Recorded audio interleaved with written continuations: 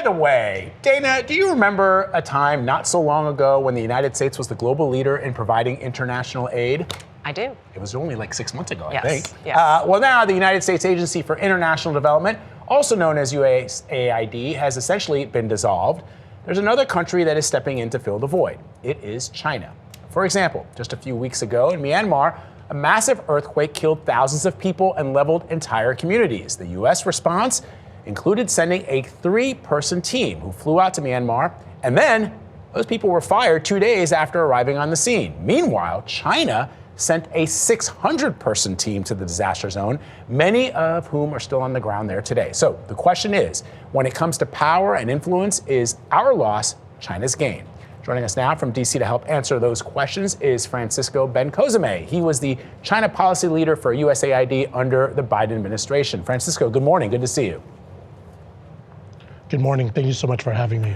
So there are perhaps people here who may say, look, we've got problems at home and we need to focus on those problems here. But explain to our audience the geopolitical strategy in China taking the role, filling the role that the United States used to play, and how it increases their visibility in geopolitics. Absolutely.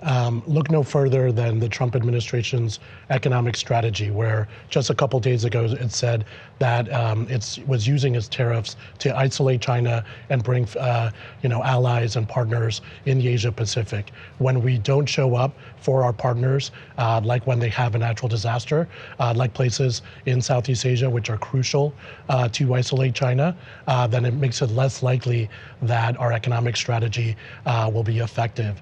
So, for example, if there was a USAID right after the earthquake, we would have normally leveraged and sent a search and rescue operation. We would have had a large presence on the ground, boost the United States' credibility, and make it more likely that these partners will work with us in the future.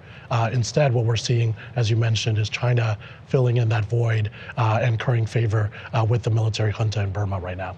And there may be some people who say, well, somebody at least is helping out and taking care, and China's doing that. Why does it matter, though, that it is China in this case and not the U.S.? Yeah, great question. What we've seen historically is that China leverages humanitarian assistance, particularly in the region, to curry its own and advance its own foreign policy objectives. So, for example, when China fills in the vacuum, it's more likely that it will be able to leverage those deals to get access to natural resources, to economic agreements down the line. Look no further to the fact that Xi Jinping is on a charm offensive in Malaysia, Cambodia, Vietnam this week alone, promising and showing the world that it is a reliable partner in the Asia Pacific while the United States is retreating. So that symbol and signal that it sends to our international credibility is lost in the future. And these small countries matter more than maybe what some people think. Absolutely. Ultimately, these are some of the countries that receive the most important exports from China. China views them as strategically part of its regional influence. And historically, the United States has been trying to reach out to Southeast Asia, to our allies like in Thailand, Philippines, Japan, Australia, and South Korea to really sort of build a coalition of democracies and partners to really try to isolate China. A perfect example as well is the fact that Taiwan reached out to the Myanmar junta to say we're willing to offer humanitarian aid after the earthquake. Unfortunately, the Myanmar government said it was not willing to accept Taiwanese aids. It didn't say why, but oftentimes China uses its leverage to isolate many of our own partners and advance its interests in the region. Before we go, how is the absence of the United States in these disaster zones affecting and impacting global reputation, and should we care about that? Yeah, absolutely. I mean, first, it's important to put in context the human toll of what's happened. Over 3,000 people have been reported dead.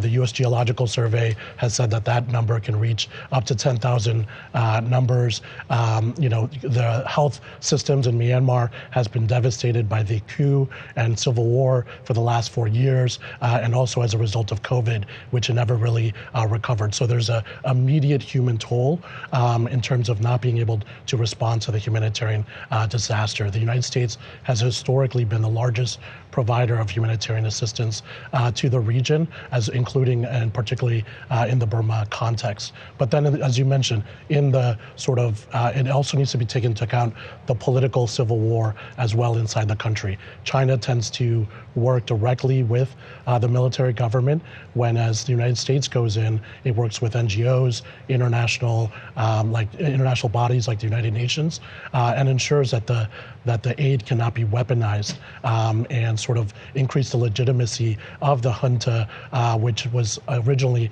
in its back foot in the last civil war. And then third, as we were talking about earlier, the geopolitics of this all. You cannot isolate China when China is winning by us cutting our own soft power tools and undermining our credibility in the region and globally, because it makes it all the more easier for China to show, it has offered more than 150 million of assistance. Compare that to 11 million that the United States has provided the region. And it is huge difference, obviously, in reputation, which will impact us from here on out. Francisco Bencosme, some great perspective for us. We appreciate it. Thank you very much. That was today's By the Way.